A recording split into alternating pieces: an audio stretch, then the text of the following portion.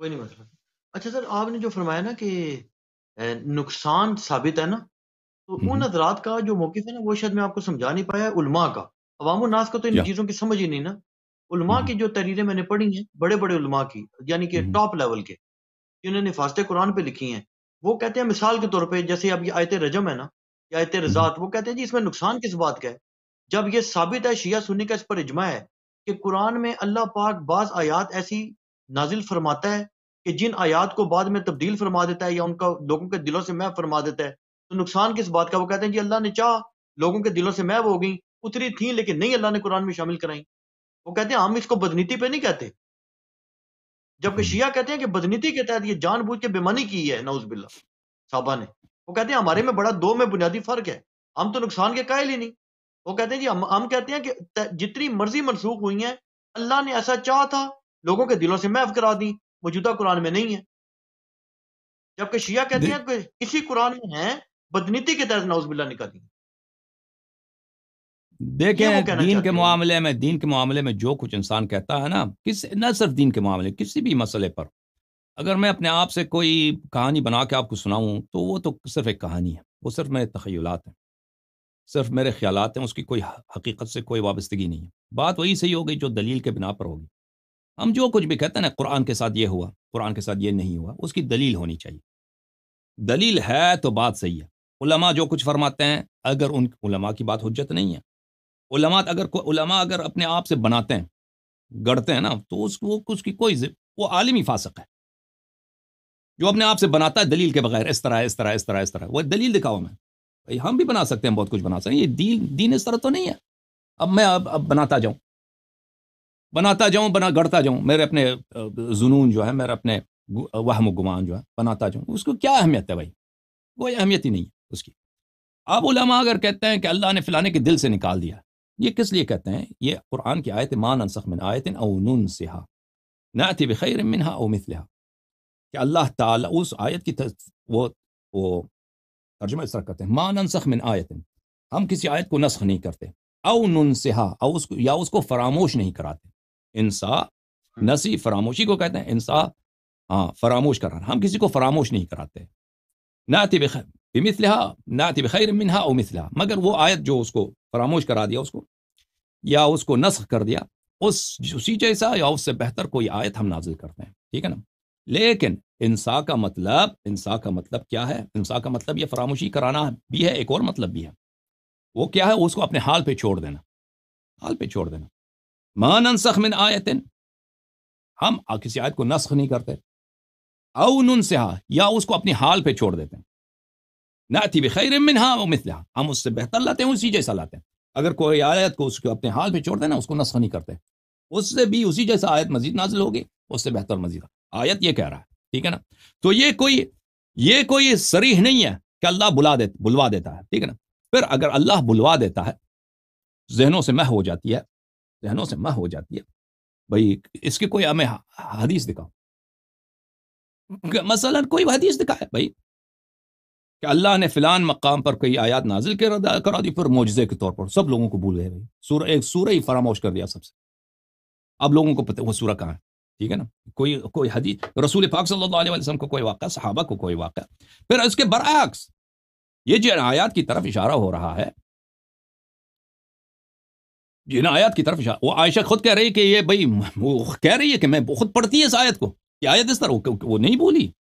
اللہ کے حکم میں، اللہ کی قدرت میں، اللہ کی طاقت میں کوئی کمی نہیں ہے کہ وہ سب لوگوں سے بلوا سکتا ہے، عائشہ سے نہیں بلوا سکتا، یا سب لوگوں سے فراموش کرا سکتا ہے، عمر سے فراموش نہیں کرا سکتا، نہیں بلوا سکتا، ٹھیک ہے نا۔ اگر اس کی چاہت ہے کہ مثلا ایک ایسا واقعہ آ جائے، 5-6 آیتیں آ گئی، پر اس کو سب لوگ بھول جائیں کہ بھئی یہ کوئی ایسا واقعہ تھا بھی، آیات نازل بھی ہوئی، یعنی بھئی اگر تو پھر وہ تو اس کو تاریخ میں اس کا ذکر ہی نہیں ہونا چاہیے کہ بھئی ایسا، بھئی وہ کوئی پھر اس آیت کو کوئی دوسرا پھر تلاوت نہ کر سکے، ٹھیک ہے نا، کیونکہ اللہ نے بلا دیا، میرے ذہن سے محو کر دیا، اس کے ذہن سے بھی محو کر دیا، اس کے ذہن سے بھی محو کر دیا، پھر کوئی اس کو یاد نہ رہے، ٹھیک ہے نا۔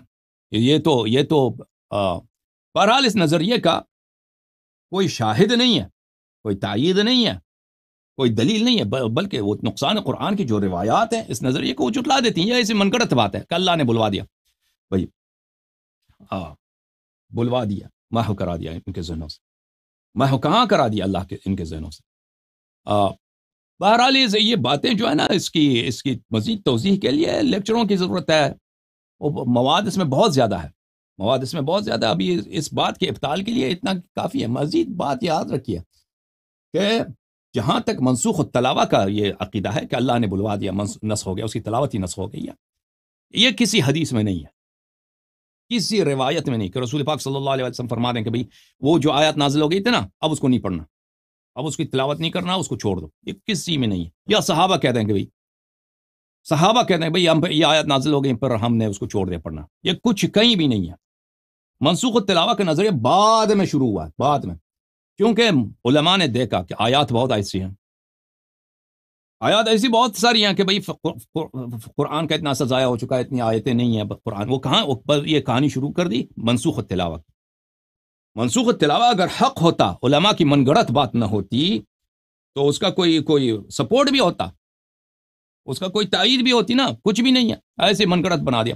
پھر اس کے علاوہ شیعوں کا عقیدہ ہے قرآن مجید مخلوق ہے، یعنی قرآن کریم ہم مخلوق نہیں کہتے، یاد رکھیے قرآن مجید کے متعلق ائمہ علیہ السلام نے فرمان ہے کہ اس کے متعلق مخلوق کا لفظ استعمال نہ کرنا، کیونکہ مخلوق کس کو بولتے ہیں؟ مخلوق جھوٹے کو بھی کہتے ہیں، جھوٹ کو بھی مخلوق بولتے ہیں، یعنی ما ھذا الا اختلاق، اختلاق بولتے ہیں کہ یہ جھوٹے کہتے ہیں نا، بناوٹی، خلق کرنا یعنی بنانا، خلق کرنا یعنی بنانا۔ اب اگر کسی چیز کو آپ جھوٹا بھی کہتے ہیں نا، کہتے ہیں یہ بناوٹی ہے، اس کو کہتے ہیں یہ مخلوق ہے، مختلق ہے۔ تو جھوٹے چیز کو، جھوٹی کہانی کو بھی آپ مختلق کہہ سکتے ہیں، مخلوق کہہ سکتے ہیں، ٹھیک ہے نا؟ تو قرآن کے لیے یہ لفظ استعمال نہیں کرتے، یہ کیا ہے؟ یہ مخلوق ہے، کیونکہ مخلوق جھوٹ کو بھی بولتے ہیں۔ اچھا، لیکن اہل بیت علیہ السلام کی بالاحادیث واضح ہیں کہ قرآن مجید قدیم نہیں ہے، قرآن مجید نہیں تھا، اس کی وجود ہی نہیں تھا، پھر اللہ تعالیٰ کے الفاظ ہیں، اللہ تعالیٰ نے یہ صادر فرمائے، جبرائیل امین علیہ السلام کے ذریعے سے یہ نبی کریم صلی اللہ علیہ وسلم تک پہنچا ہے یہ الفاظ۔ اچھا، یہ ہمارا عقیدہ۔ مخالفین کا عقیدہ اس کے بالکل برعکس ہے، قرآن مجید کو جو کہہ دے مخلوق ہے، اس کو کافر تکفیر کر دو، یعنی وہ کہتے ہیں قرآن مجید نہ اس لیے کہ مخلوق کا مطلب جھوٹا ہے، نہیں، مخلوق اس معنی میں کوئی چیز نہیں تھا، اللہ نے اس کو پیدا کیا، اس معنی میں کہتے ہیں نہیں کہہ دو، یہ کفر ہے، کوئی کہہ دے تو کافر ہے، تو اس کو کیا کریں بھائی؟ اس کو تکفیر کر دو۔ قرآن کریم ازلی ہے، اللہ نے اس کو نہیں بنایا، یہ اللہ کی صفت، اللہ کی صفت۔ تو پھر آ کے اس پہ وہ بحث کرتے تھے۔ ابھی میں قرآن پڑھوں نا، بسم اللہ الرحمن الرحیم الحمدللہ رب العالمین الرحمن الرحیم، سورہ فاتحہ، یہ تو ابھی میں نے پڑھا ہے، یہ جو میں نے قرآن پڑھا ہے، یہ کیا یہ قدیم ہے؟ جو میں نے وہ کہتے ہیں یہ قدیم ہے، وہ بعض کہتے تھے یہ سوال بدعت ہے، ہم سے یہ سوال نہ کرو، بدعت ہے۔ تو بخاری نے یہی کہا تھا نیشابور میں یہ جو میں قرآن پڑھتا ہوں، بسم اللہ الرحمن الرحیم قل هو اللہ احد اللہ الصمد لم یلد ولم یولد ولم یکن له کفوا احد، یہ جو میں نے قرآن پڑھے، یہ جو ہے کیا مخلوق ہے؟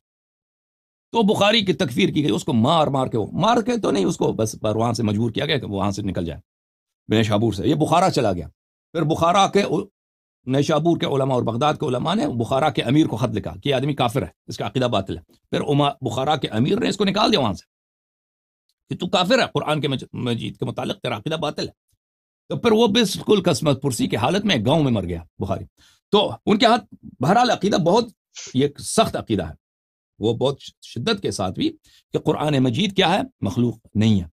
تو ایک چیز جو قدیم ہے، قرآنیت کوئی ایسی چیز نہیں ہے کہ اللہ نے اس کو قرآن بنایا، ٹھیک ہے نا، وہ تو شروع سے قرآن ہے، تو وہ اس کا نسخ کرنا، پھر اس کو قرآنیت اس سے اٹھا دینا، یہ متصور ہی نہیں ہے، متصور ہی نہیں ہے، ٹھیک ہے نا۔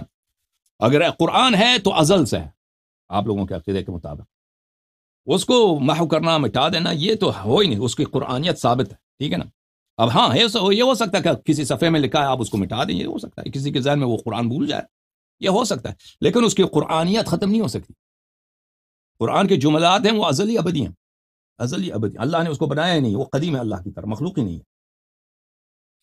تو پھر تو منسوخ التلاوہ کا جو ہے بالکل وہ حکم ہی ختم ہو جاتا ہے بھائی، قرآنیت اس کی کبھی رفع ہو ہی نہیں سکتی، اللہ نے اس کو قرآن نہیں بنایا، وہ شروع سے قرآن تھا، ختم بات۔ اور مزید حکم جناب، اچھا، ایک آپ نے اپنے علماء سے معاف کرتا ہوں، علی الحسن صاحب، قرآن کی قرآن کی جو قدم ہے، قدیم ہے قرآن، اس کے متعلق آپ نے سنا اپنے علماء سے کچھ باتیں یا نہیں سنی؟ پاکستان میں یہ باتیں چلتی ہیں یا نہیں چلتی؟ سر علماء سے نہیں سنی بلکہ میں نے اپنے طور پہ پڑھی ہیں. ہاں، قرآن قدیم ہے، مخلوق نہیں ہے، یہ بہت آپ کے ہاں میں آپ کے بالکل بالخصوص محدثین کے نزدیک، ان کے احمد ابن کیونکہ حنبل، وہ جی معاف کیجیے گا، مامون کے زمانے میں احمد ابن حنبل کو کوڑے پڑے، کیونکہ مامون جو تھا معتزلی تھا. معتزلہ جو تھے وہ یہ عقیدہ رکھتے تھے کہ قرآن جو ہے کیا ہے، قرآن خلق کیا گیا ہے، اللہ نے پیدا کیا قرآن کو. تو مامون جو ہے محدثین کو ان سے کیا کرتا تھا، ان سے امتحان لیتا تھا، بھئی عقیدہ بتاؤ قرآن کے متعلق. اگر عقیدہ صحیح بتاتا تھا اس کے اپنے عقیدے کے مطابق تو اس کو چھوڑ دیتا تھا، عزت کرتا تھا. اگر نہیں کہتا کہ قرآن مخلوق نہیں ہے تو پھر اس کو کوڑے مارتا تھا. تو بہت زمانے اس کو کہتے ہیں تاریخ میں محنت القرآن، یعنی قرآن کی وجہ سے جو مصیبت، قرآن کی وجہ سے، قرآن مامون کی وجہ سے جو قرآن کے معاملے میں مصائب مشکلات آ گئے، وہ تاریخ میں بہت مشہور ہے اس کے واقعات. احمد بن حنبل کو کوڑے پڑے تھے. ہاں جی ہاں بالکل. جی جناب.